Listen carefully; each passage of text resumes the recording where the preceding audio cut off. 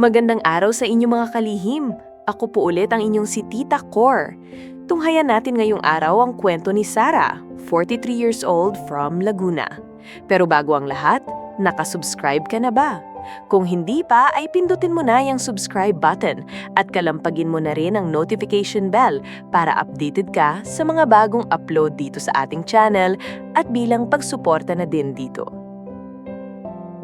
Hello, Tita Cor. Ako po si Sarah. Buong buhay ko, ginawa ko ang lahat para sa anak ko. Mag-isa lang akong kumayod, mag-isa kong itinaguyod ang bawat pangangailangan niya.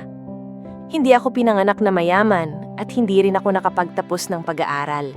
Pero sabi ko sa sarili ko, kahit anong mangyari, hinding-hindi ko hahayaan na maranasan niya ang parehong hirap na dinaanan ko.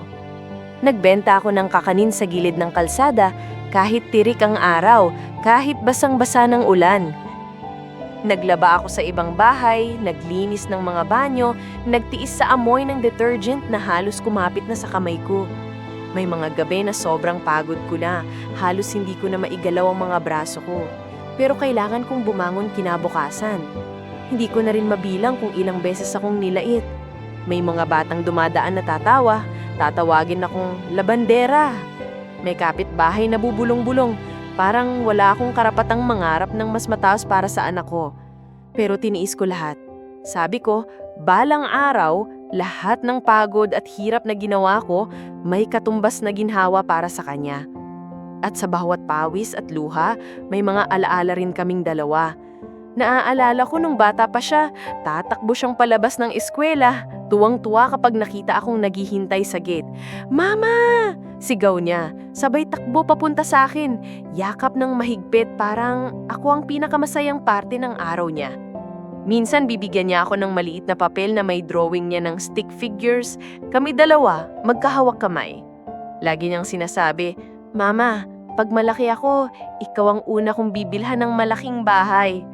Naaalala ko rin yung mga gabi na sabay kaming kumakain ng lugaw lang.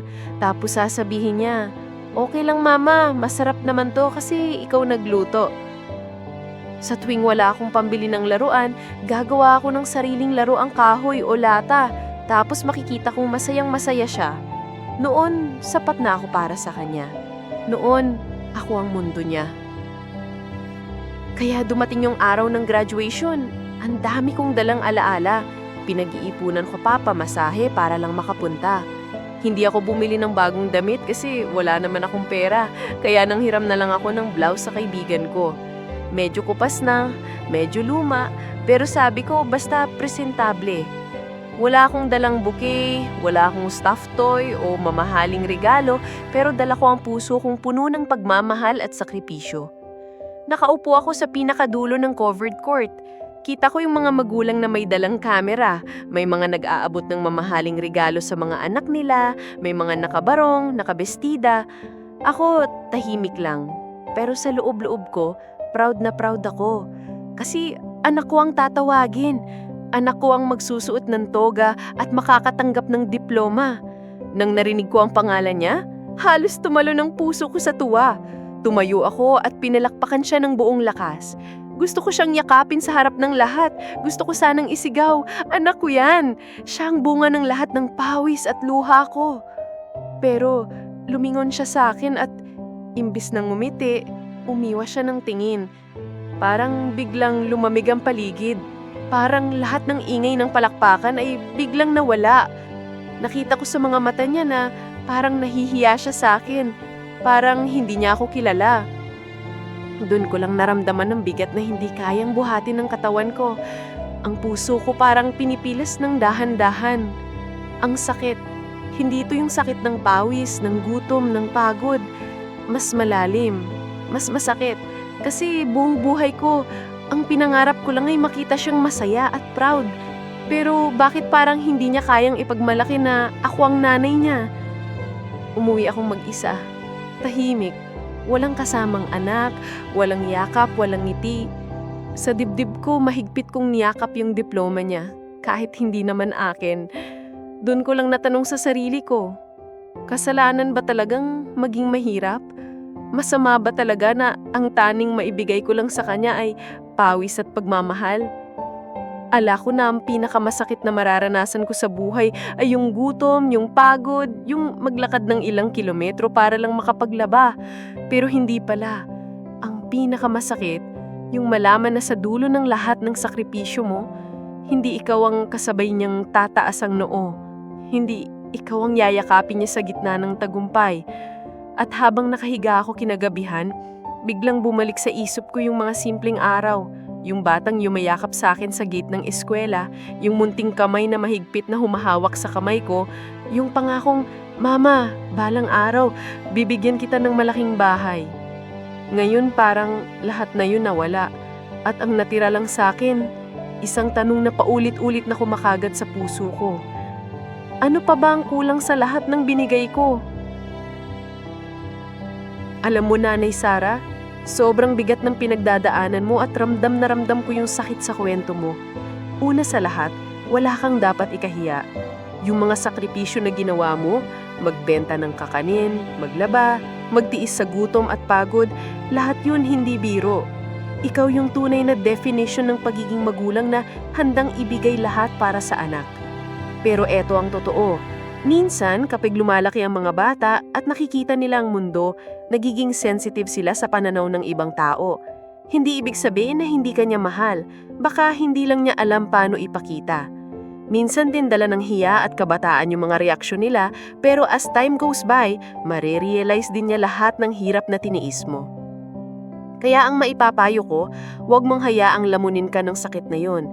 Hindi mo kasalanan na maging mahirap at hindi kailanman mali magbigay ng pagmamahal at sakripisyo. Instead, ipagpatuloy mo lang ang pagmamahal mo sa kanya. Darating yung araw na masisilip niya lahat ng ginawa mo at dun niya maiintindihan na ikaw ang tunay na dahilan kung bakit siya nakatayo kung nasaan man siya ngayon. Huwag mong pabayaan ang sarili mo. Alagaan mo rin ang puso mo at ang pagkatao mo. Ang halaga mo ay hindi nababawasan kahit umiwas ng tingin yung anak mo. Ang totoo, ikaw pa rin yung ugat ng lahat ng tagumpay niya. Kung may pagkakataon, kausapin mo siya ng maayos, hindi para magalit, kung hindi para ipaalala kung gaano mo siya kamahal. Hindi lahat ng kabataan agad-agad nakakaintindi, pero ang pagmamahal ng magulang, lalo ng isang tulad mo, hindi mawawala at hindi matatalo ng kahit anong hiya. Hindi kasalanan na maging mahirap, hindi kahihiya ang magsakripisyo para sa anak, at hindi nababawasan ng halaga mo dahil lang sa pananaw ng iba. Kung iniwasan ka man ng anak mo sa harap ng maraming tao, tandaan mo, darating yung araw na marirealize niya ang lahat ng pawis, gutom at pagod na tiniis mo, at kapag dumating yung araw na yon, maiintindihan niya na ikaw ang tunay na dahilan ng lahat ng tagumpay niya. Kaya wag mong hayaang kainin ng sakit ang puso mo.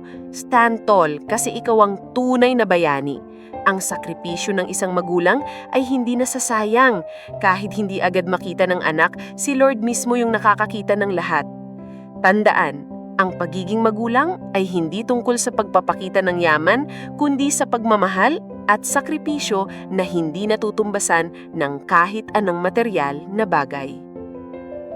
At para naman sa mga kabataan na nakikinig sa tiling ngayon, huwag niyo sanang kalimutan na ang mga magulang nagbubuhos ng buong buhay at lakas para sa mga anak nila. Bago niyo ikahiya ang pinagmulan ninyo, isipin niyo lahat ng pawis, luha at gutom na tiniis nila para lang makapagtapos kayo. Hindi nakakapahiya ang magulang na nagsumikap.